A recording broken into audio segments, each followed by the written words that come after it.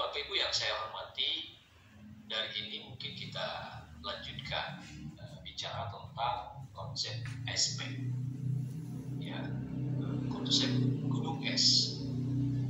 Ketika kita coba melihat ya tentang konsep iceberg ini, gunung es itu hanya memperlihatkan 20% kondisi yang tanpa mata.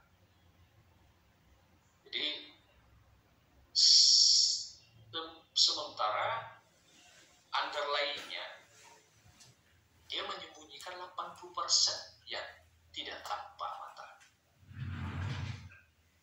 Jadi kita melihat gunung es itu kecil karena itu yang kelihatan oleh mata kita. Tetapi ingat, kecilnya gunung es di atas permukaan air itu belum tentu bahwa dia sekecil itu sampai ke bawah. Ternyata memang es itu menyimpan bongkahan yang luar biasa besar di bawah, dan itu lebih besar daripada yang terlihat di depan mata kita. Oleh karenanya, karena peristiwa gunung es ini sendiri kita teringat dengan tragedi Titanic, ya. Mungkin Bapak Ibu semua sudah nonton filmnya juga, bagaimana kapal Titanic yang tenggelam di Samudra Atlantik yang membawa 2.200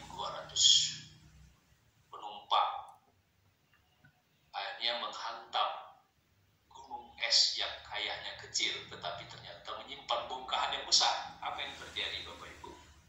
Kapal yang besar itu kemudian dia pecah dan kemudian terjadilah tragedi yang paling mematikan pada tahun itu, meninggalnya 1.500 orang penumpang. Dan ini adalah sebuah pertanda bagi kita bahwa belum tentu gunung yang kecil yang kelihatannya lebih besar daripada kapal ternyata menyimpan bongkahan batu yang luar biasa besar sehingga kapal yang besar sendiri pun bisa patah dan mengakibatkan kematian yang luar biasa. Bapak Ibu sekalian, konsep iceberg ini ada overt interest, ya, ada kepentingan yang terlihat, tapi juga ada underlying interest, ada kepentingan yang tersembunyi. Kepentingan yang tersembunyi itu merupakan sesuatu yang wajar dimiliki oleh semua pihak, mengingat adanya berbagai keinginan untuk optimalisasi pemenuhan kepentingan yang dimiliki. Jadi kepentingan yang kelihatannya muncul ketika kita melakukan proses negosiasi, komunikasi dalam mediasi, yang nampak itu ternyata tidak begitu banyak yang terlihat. Tapi yang tersembunyinya malah luar biasa. Kenapa bisa terjadi? Karena memang diantaranya semakin dia sembunyikan kepentingannya, semakin besar kemungkinan dia akan mendapatkan keuntungan. Jadi misalnya nih, kayaknya sengketa harta bersama misalnya. Harta bersama ini 100 hektar kebun sawit antara mantan suami dengan mantan istri. Lalu kemudian suami ini menguasai objek. Penghasilan dari 100 hektar kebun sawit itu per bulan dan kurang dari 100 juta yang diterima oleh suami secara sepihak. Jadi suami ini akan berusaha selama proses mediasi ini berjalan, bahkan sampai perkara itu nanti selesai, dia merasa dia diuntungkan dengan situasi itu. Kepentingannya ada. Semakin lama proses ini terjadi, semakin lama sengketa ini selesai, maka dia akan diuntungkan. Kenapa? Karena dia yang menikmati hasil harta bersama itu sepihak. Karena yang menguasainya adalah pihak mantan suami.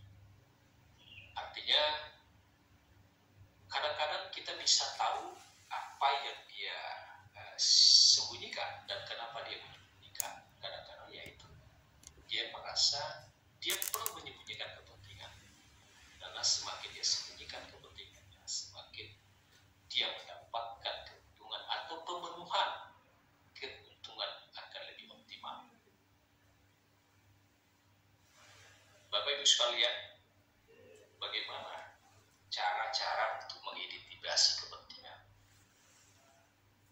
Kita sebagai mediator harus dapat membedakan mana posisi dan mana kepentingan. Ini sebelumnya juga sudah pernah kita bahas terkait dengan apa posisi, apa kepentingan. Posisi apa? Yaitu apa yang diinginkan pihak atau apa yang wajib dimiliki pihak atau apa yang dituntut. Jadi posisi itu kayaknya kalau dalam gugatan petitum. Petitum itu apa yang diperjuangkan matematiknya, apa yang wajib dimiliki atau apa yang dituntut. Dalam istilahnya gugatan petitum.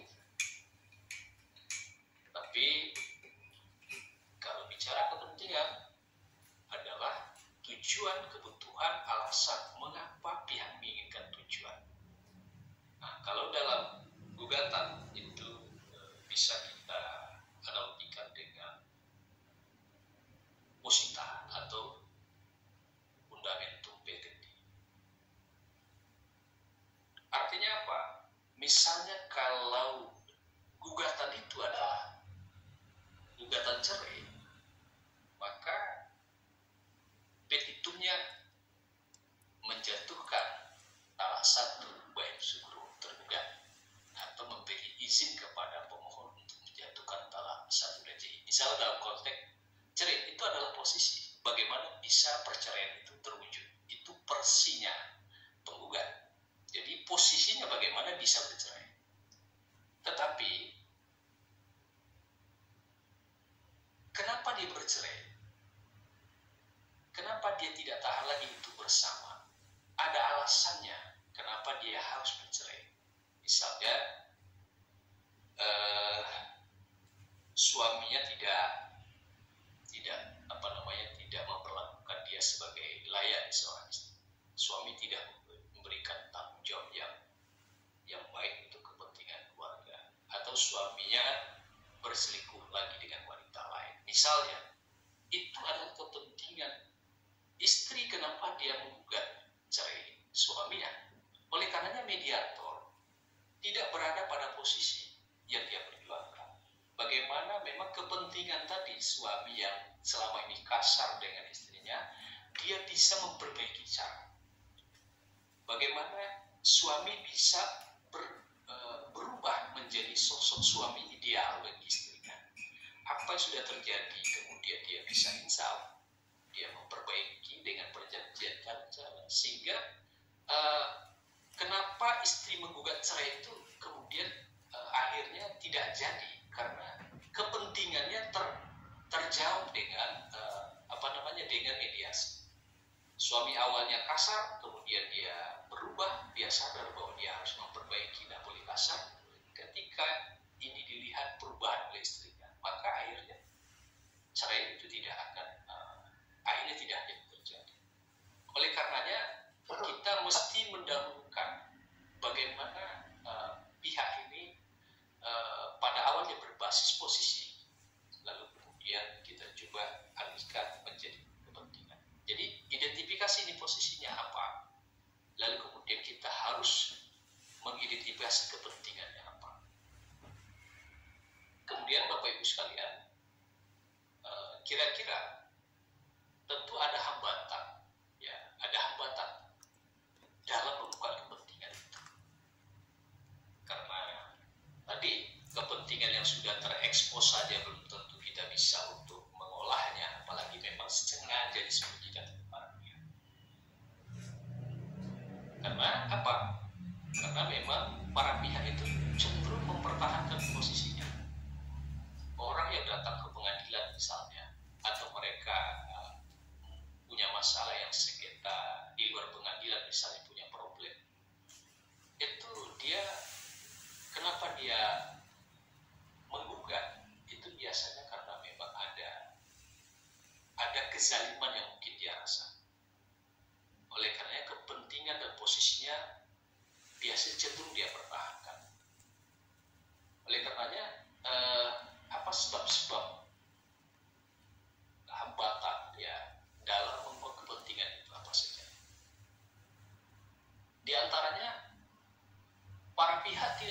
mengetahui kepentingan yang murni dari mereka sendiri. Ada kadang-kadang pihak pun nggak ngerti dia. Apa sih kepentingan dari mereka ini?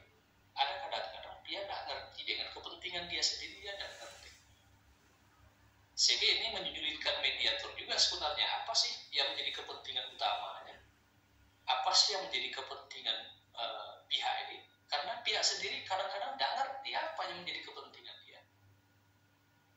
Maka ini menyulitkan, menghambat sebetulnya.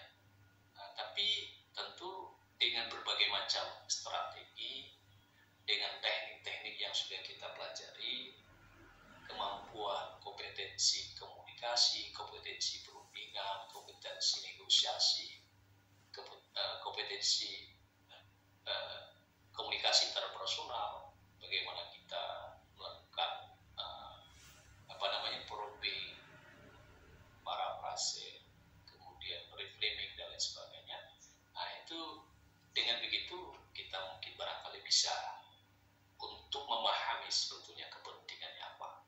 Tapi dengan tidak mengetahui pihak dengan kepentingannya itu menghambat kita sebenarnya bagaimana mencoba merumuskan opsi penyelesaian. Kemudian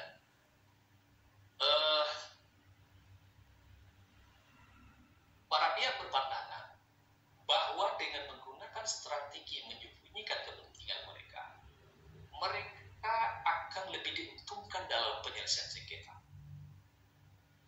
Jadi semakin mereka merasa ini, semakin dia simpan kepentingan ini akan semakin menguntungkan dia. Jadi maka dia berusaha menutup rapat itu kepentingannya. Oleh karenanya memang itu menghambat juga. Karena yang disembunyikan itu biasanya lebih besar dari apa yang kelihatan. Kan begitu. Jadi bagaimana kita coba mengurai, menggali, mencoba menggugah mereka untuk bisa menyampaikan kepentingan itu. Baik, yang ketiga, para pihak biasa berpegang kuat pada posisi tertentu yang sesuai dengan kepentingan mereka, sehingga sulit membedakan antara posisi dan kepentingan. Mereka juga tidak paham apa sih sebetulnya posisinya, apa sebetulnya kepentingan. Tapi mereka hanya bertahan pada keinginan mereka. Yang penting cerai, nggak ada lagi cerita. Itu posisinya. Jadi terkait dengan membagi harta bersama, terkait sengketa waris atau terkait dengan PMH, perbuatan melawan hukum dan sebagainya. Ya kadang-kadang mereka hanya bertahan pada posisi mereka saja, sehingga nggak punya ruang kelihatannya untuk bisa membedakan antara apa sih posisinya dan apa kepentingan. Itu juga menghambat kita untuk melakukan proses mediasi dan mengungkap kepentingan tersebut itu. Ada juga karena memang faktor yang terkait dengan budaya, ya terkait dengan gender, jenis kelamin, ya, bahasa dan merasa kurang percaya diri, tertekan, takut, ya misalnya dalam perkara keluarga. Ya kadang-kadang memang ada hal-hal yang kayaknya dalam kultur tertentu, ya bagaimana budaya-budaya pihak yang mungkin berbeda, atau bagaimana orang Jawa menyampaikan persoalan, bagaimana orang Medan menyampaikan persoalan, atau mungkin barangkali secara posisi mereka tidak punya keseimbangan antara pejabat dengan orang biasa, atau seorang perempuan yang lemah menghadapi suami yang mungkin lebih mendominasi, sehingga mereka tertekan, bahkan takut untuk mengeksplorasi kepentingan mereka. Takut dia dengan suami. Jadi itu juga menghambat kita untuk mengungkapkan kepentingan tersebut. Dan juga bisa penyebabnya mereka sendiri yang tidak mengetahui bagaimana cara mengungkapkan dan mengeksplorasi kepentingan itu. mediator sesungguhnya, Bapak Ibu, kesulitan-kesulitan kita, bagaimana kepentingan tersembunyi itu bisa kita coba ungkapkan. Kemudian tentu kita harus punya strategi. Tadi ada hambatan-hambatannya dan sedemikian banyak faktor penghambat kita mengungkapkan. Tentu kita harus punya strategi. Mengingat apa? Semakin terungkap kepentingan dari para pihak, semakin mudah proses kesepakatan itu dapat diusulkan. Ya, karena memang ini sebuah tantangan bagi mediator agar para pihak bisa mengeksplorasi kepentingannya. Maka kita harus mengejar itu. Kita tidak ingin memang kesepakatan itu bersifat tidak menyelesaikan masalah. Kita menginginkan jika mediasi ini melahirkan sebuah kesepakatan damai, maka damai itu harus damai secara totalitas. Ibarat pegadaian, mediasi itu adalah menyelesaikan masalah tanpa masalah, bukan menyelesaikan masalah nambah masalah. Oleh karenanya memang kita harus berjibaku, kemudian berusaha agar kepentingan-kepentingan yang sesungguhnya memang dominan para pihak menyembunyikan kepentingannya bisa kita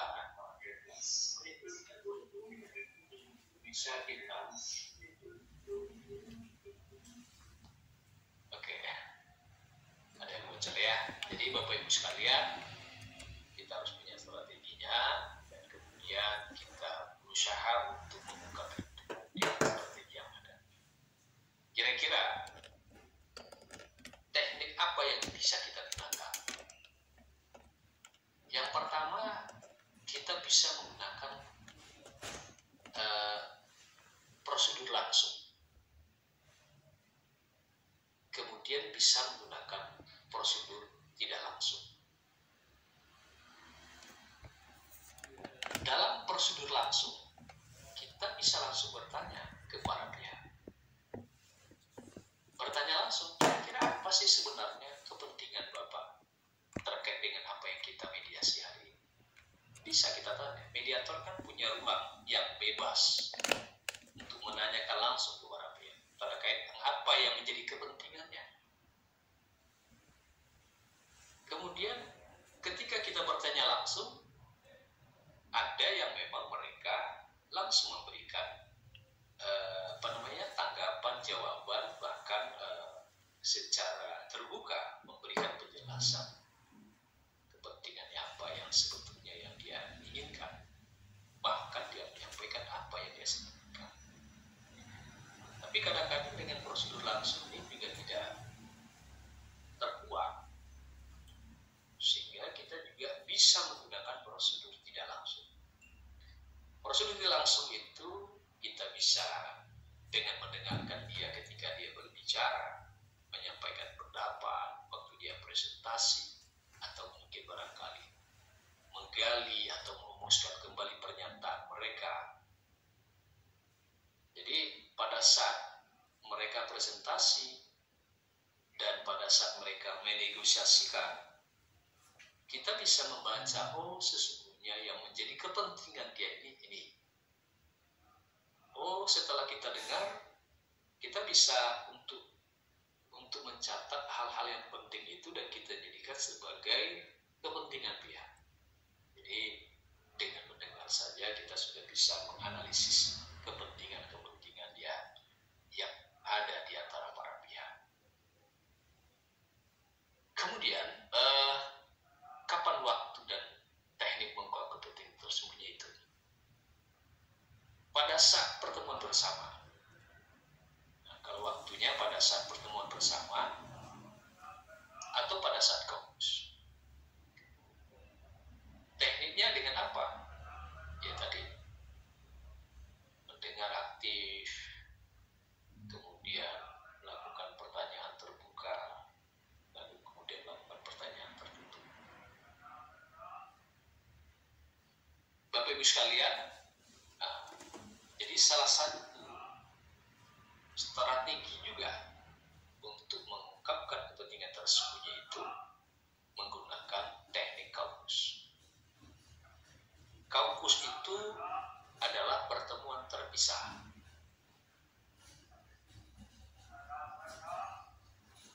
Dan kemudian kaukus ini adalah senjata mediator. Saya secara praktik, Bapak Ibu, tidak pernah meninggalkan setiap sesi mediasi ini.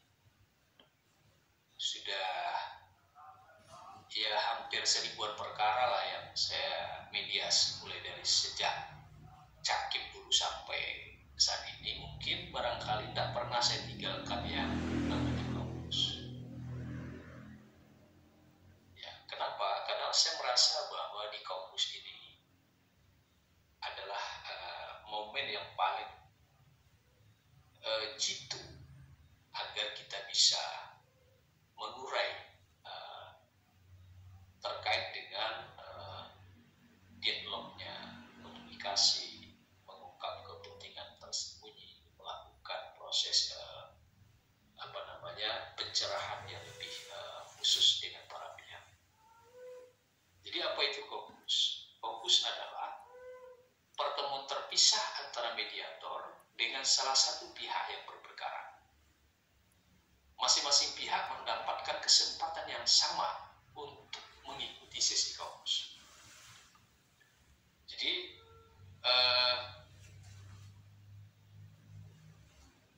kaukus ini semuanya punya kesempatan,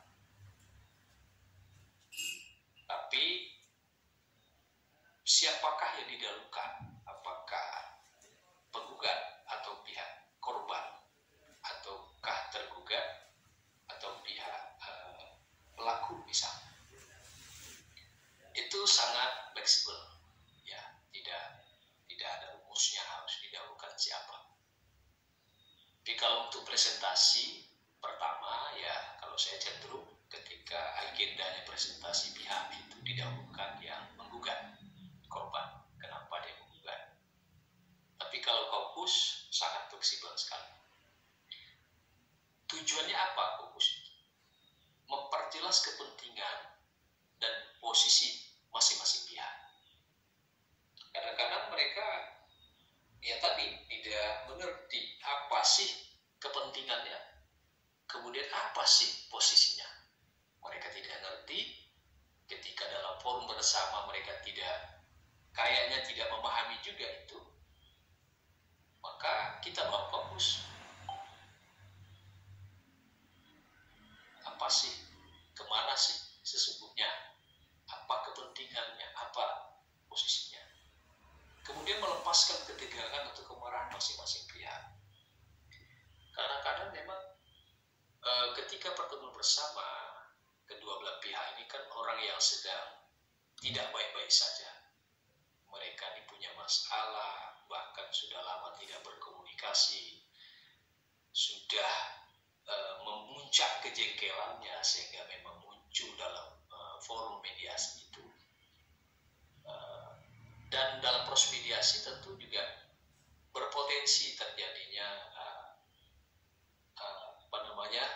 puncak ketegangan, emosional yang memuncak, bahkan sampai mungkin bisa ekspresif, ya, represif juga bisa, tidak hanya verbal saja, makian yang muncul atau mungkin bahkan sampai ke fisik, melempar meja, misal melempar kursi dan lain-lain sebagainya.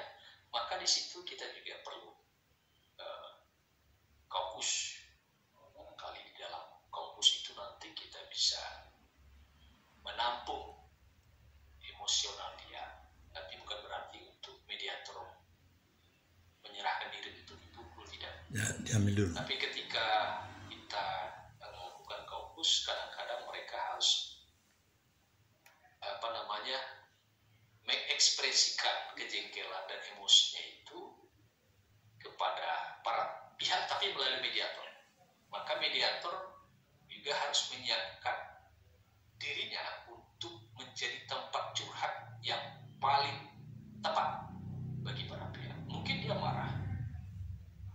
dia emosi, ya kita siap untuk menampung semua emosinya. Dan kita tidak perlu harus khawatir, karena yang dimarahkan itu bukanlah mediator, tetapi dia ingin mengeluarkan seluruh kejengkelan dan emosinya itu kepada pihak lawan. Namun kalau tidak disampaikan itu, tidak diucapkannya itu, dia akan menjadi akan menjadi penghalang untuk pendinginan suasana. Oleh karenanya memang dalam fokus pun mereka dia bisa mengekspresikan emosinya itu, dan itu didengar oleh mediator.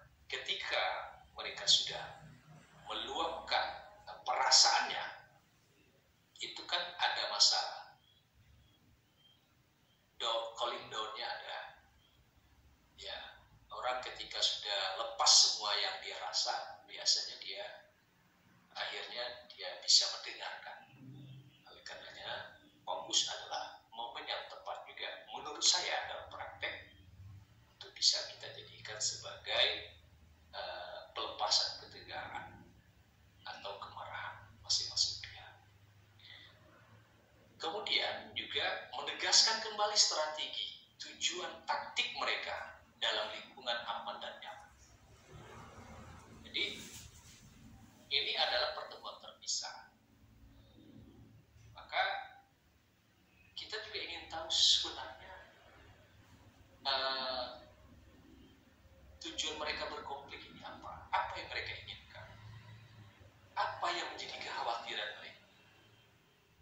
Apa yang menjadi ketakutan mereka?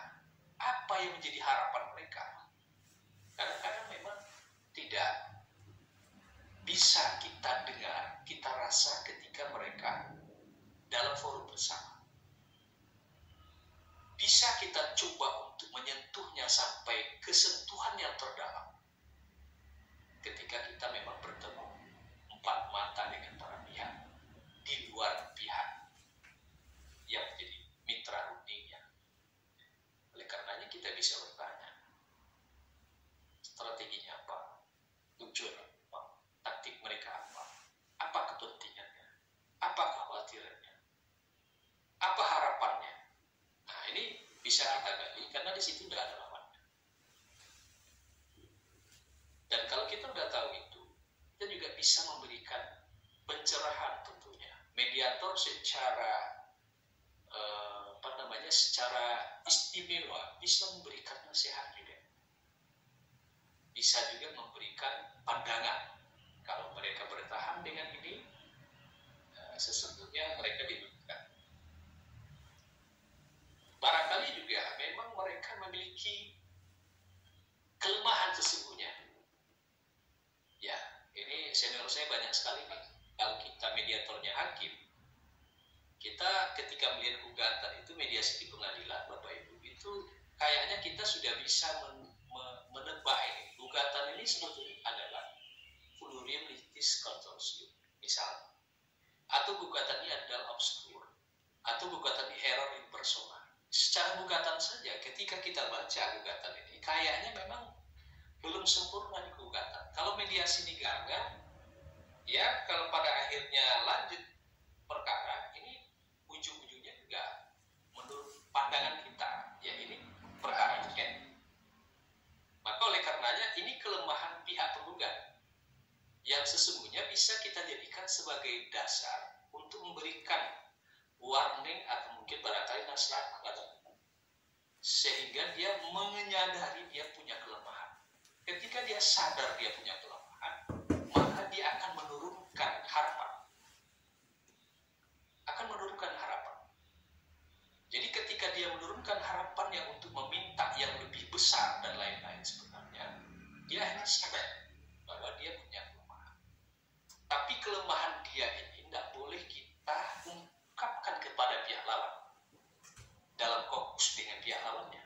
Karena kalau kita ungkapkan kelemahan penggugat kepada pihak tergugat, maka pasti mediasi itu gagal. Karena tergugat kalau sudah tahu bahwa gugatan di MO produknya, dia akan menggagalkan juga mediasi. Tidak akan ada hasilnya apa-apa. Ya sudah.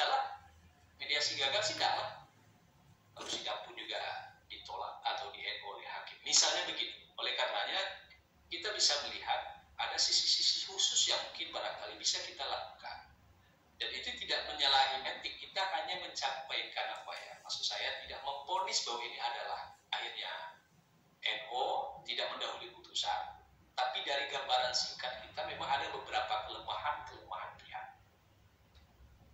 Di situ barangkali momen yang paling tepat, dan itu tidak bisa kita ungkapkan dalam pertemuan bersama. Itu bisa cuma diungkapkan dalam pertemuan berpisah. Nah, ini hal-hal begini bisa kita diskusikan nanti di sesi tanya jawab kalau memang ada yang kayaknya pernah kita diskusikan. Bapak Ibu sekalian, kalau kita bicara Kaukus ini, ya, seperti yang saya katakan tadi, Kaukus adalah senjata rahasia mediator, sehingga harus digunakan sebijak mungkin.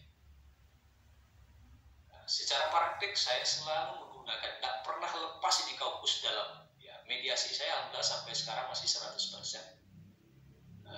Artinya setiap proses mediasi itu tetap tidak pernah meninggalkan senjata Kaukus, karena begitu pentingnya menurut saya Kaukusnya harus kita gunakan.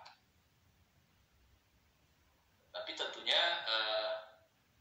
karena ini senjata rahasia kita harus gunakan sebijak mungkin, karena kalau tidak bijak kita gunakan bisa dicurigai oleh pihak yang yang menjadi pihak yang kebetulan tidak berkompus dengan kita. Baik, kapan kaukus ini digunakan Bapak Ibu? Kaukus itu digunakan ketika terjadi deadlock. Ketika kita mediasi itu lalu kemudian masing-masing pihak bertahan dengan posisinya, sehingga tidak ada jalan keluar, tidak ada kayaknya solusi dari problem yang mereka hadapi.